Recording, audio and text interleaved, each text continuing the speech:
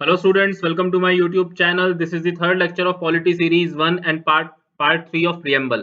पहले दोनों पार्ट्स के लिंक आपको वीडियो के डिस्क्रिप्शन में मिल जाएंगे। लेक्चर की स्लाइड्स आपको टेलीग्राम चैनल से मिल जाएंगी। टेलीग्राम चैनल का लिंक भी आपको वीडियो के डिस्क्रिप्शन में मिलेगा। और अगर आप चाहें तो हमें फॉलो कर सकते हैं हमारे इंस्टाग्राम चैनल पर। हमारा इंस्टाग्राम चैनल है umi_UPSC। तो चलिए शुरू करते हैं आज का लेक्चर। आज हम लोग डिस्कस करने वाले हैं ऑब्जेक्टिव्स ऑफ द स्टेट, यानी एस्पिरेशंस, आइडियल्स। एक राष्ट्र के तौर पर हम किन आदर्शों का पालन करना चाहते हैं, किन आदर्शों को बुनियाद बनाकर हम अपने राष्ट्र का निर्माण करना चाहते हैं।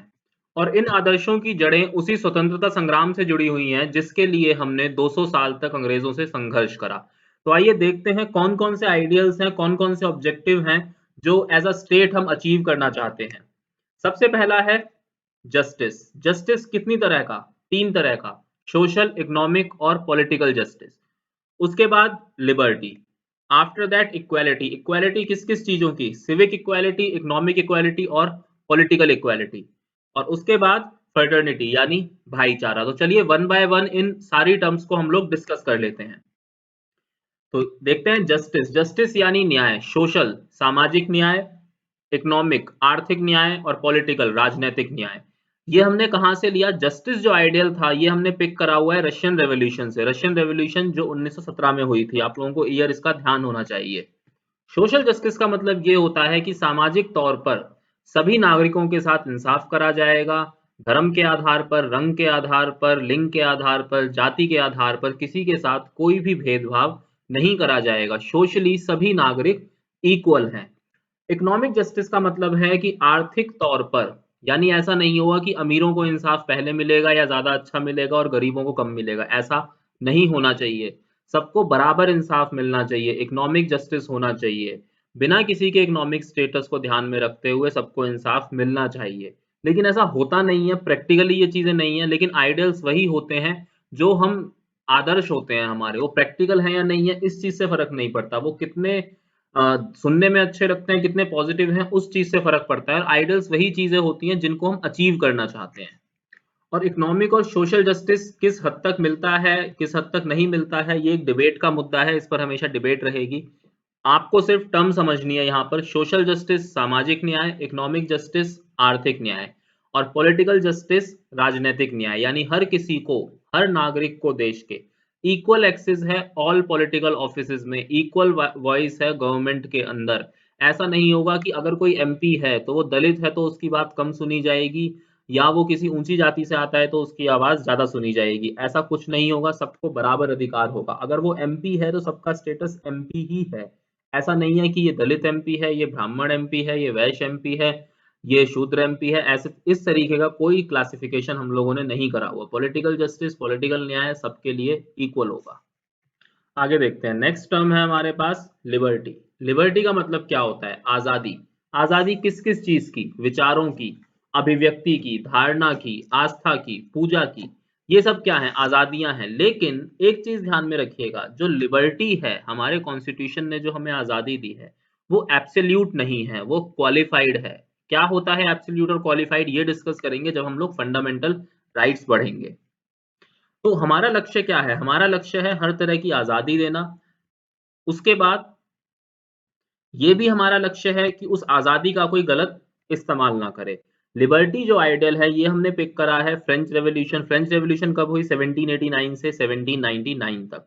तो आइए लिबर्टी की डेफिनेशन पढ़ लेते हैं। Liberty means the absence of restraints on the activities of individuals and at the same time providing opportunities for the development of individual personalities. किसी भी व्यक्ति के ऊपर किसी तरह की रिस्ट्रिक्शंस नहीं होंगी। उसे चलने की, फिरने की, घूमने की, पहनने की आज़ादी होगी, सोचने की आज़ादी होगी, अभिव्यक्त करने की आज़ादी होगी, अपनी बिलीफ, अपना फेथ, अपनी वर्शिप अपने हिसाब से चुनने की आज़ादी होगी। ये क्या था? ये लिबर्टी में हम लोगों ने कहा। तो प्रियम्बल में इस टर्म को एक्सप्लिसिटली मेंशन करना इसीलिए ज़रूरी था ताकि ये भी पता चल सके कि हाँ, हम वाकई में एक इंडिपेंडेंट स्टेट हैं, हम एक इंडिपेंडेंट कंट्री हैं। उसके बाद जो liberty of thought, expression, belief, faith and worship है, वो फंडामेंटल राइट्स के थ्रू हमने इंश्योर करी है। और क्योंकि वो फंडामेंटल राइट्स के थ्रू इंश्योर करी हुई है तो उसके ब्रीच पर, उसके ना मिलने पर आप कोर्ट का दरवाजा खटखटा सकते हैं, आप अदालत के द्वारे पर जा सकते हैं और अदालत उसकी समीक्षा करके ये बताएगा कि वहां पर आपको वो चीज मिलनी चाहिए या नहीं मिलनी चाहिए। इसे ही कहा गया है एब्सोल्यूट और क्वालिफाइड। देखिए, liberty conceived by the preamble और fundamental rights is not absolute but qualified. Reasonable limitations can be imposed which the state deems to be necessary.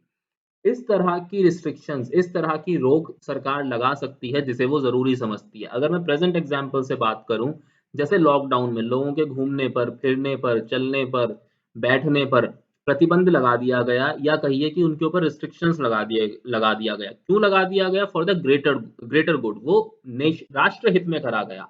तो सरकार इस तरीके के डिसीजंस ले सकती है, लिबर्टी के ऊपर इस तरह के रिस्ट्रिक्शंस लगा सकती है जो देश के उत्थान के लिए जरूरी हो। और एक चीज याद रखिएगा, आजादी के साथ जिम्मेदारी भी आती है। तो स्वतंत्रता जब भी संभाली जा सकती है जब वो जिम्मेदारी के साथ निभाई जाए। उसके बाद पढ़ते हैं इक्वालिटी। इक्वालिटी मतलब बराबरी का अधिकार। बराबरी किस किस चीज की? नागरिकों की बराबरी, राजनीतिक बराबरी और आर्थिक बराबरी। सभी लोग आर्थिक तौर पर बराबर होने चाहिए। नागरिक, अगर कोई भारत का नागरिक है तो भारत का नागरिक है, अंबानी भी बराबर है, आप भी बराबर हैं। नागरिक दोनों को समान ही अधिकार मिलेंगे। राजनीतिक अधिकार भी सबके बराबर ही होने चाहिए। अगर कोई 18 साल से ऊपर का है, उसकी उम्र 18 साल से ज्यादा है, तो उसको वोट करने का अधिकार है।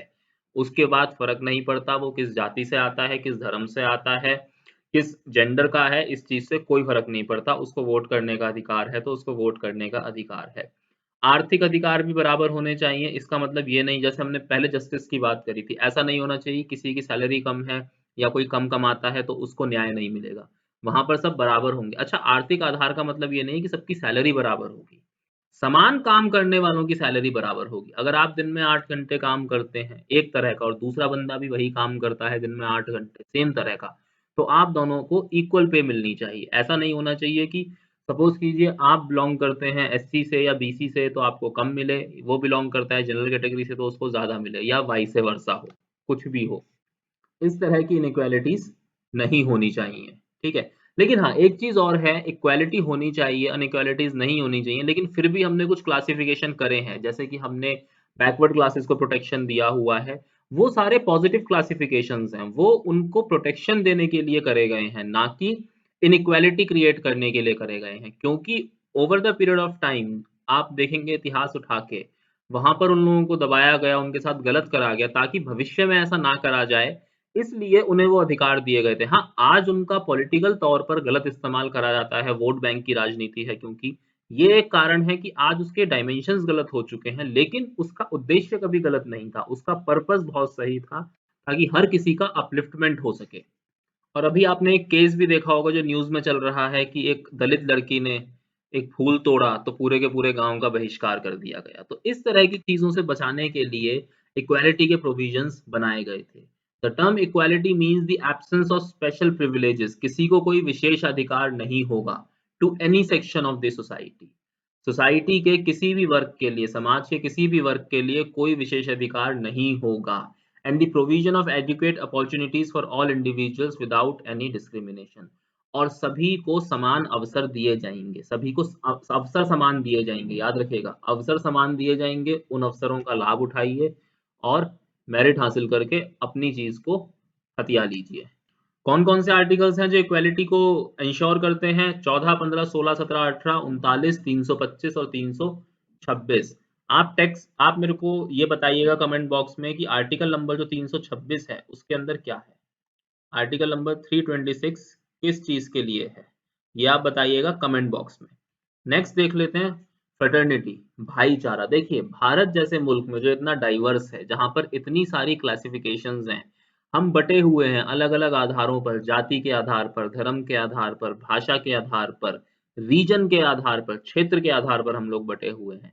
तो वहां पर भाईचारा होना बहुत जरूरी है, टॉलरेंस होनी बहुत जरूरी है, ताकि इस देश की डिग्निटी और इंटेग्रिटी बनी रहे। यानी कि सम्मान और अखंडता दोनों ही चीजें बनी रहें, दोनों ही चीजें महफूज रहें। और फ्रेटर्निटी को प्रमोट करने के लिए हमने कॉन्स्टिट्यूशनली क्या स्टेप लिए? हमने स्टेप लिया सिंगल सिटीजनशिप का। हमारे यहाँ पर ड्यूअल सिटीजनशिप का कोई क्राइटेरिया नहीं है। हमारे यहाँ पर सिर्फ एक राष्ट्रीय नागरिकता होती है, भारत की नागरिकता। ठीक है। उसके बाद आर्टिकल 51A में जो फंडामेंटल ड्यूटीज हैं, उसने भी कोशिश करी फ्रेटर्निटी को प्रमोट करने की। The preamble declares that fraternity has to assure two things: the dignity of the individual and the unity and integrity of the nation. अब इसको ध्यान रखिएगा, the word integrity has been added to the preamble by 42nd Constitutional Amendment Act 1976.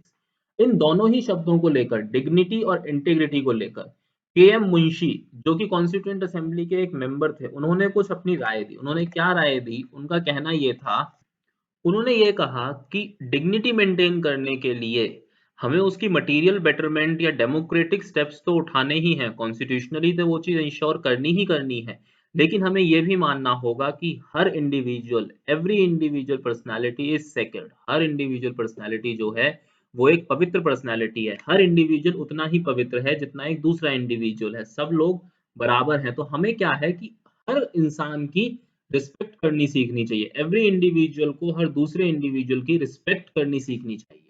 जैसे हमारे देश में दिवाली एक ऐसा त्योहार है जो सभी जगहों पर मनाया जाता है, तो मेरा दिवाली मनाने का तरीका अलग हो सकता है, आपका दिवाली मनाने का तरीका अलग हो सकता है।